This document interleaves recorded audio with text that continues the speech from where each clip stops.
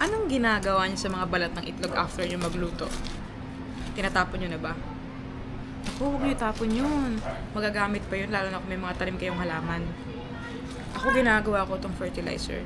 Ito ay pampalaki ng mga dahon sa mga tanim nating halaman. Tuturo ko sa inyo kung paano.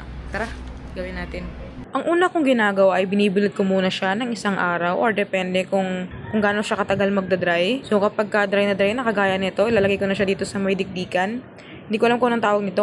Basta tawag ko dito dikdikan. So lagay na natin siya. At kapag nalagay na siya, didikdikin na natin siya hanggang sa maging powderize siya. Dapat powder talaga siya para mas madali siyang i-absorb ng mga lupa at mga halaman natin. So kapag durug na siya kagaya nito, pwede na siyang ilagay sa mga pananim natin. So ang powderized na itlog ay ginagawa niyang mataba at malalaki, malago ang mga pananim natin kagaya nitong tanim kong tanglad. Sobrang dami niyang dahon at ang tataba. Ayan, kitang-kita naman na nilalagyan ko talaga siya ng powderized na egg.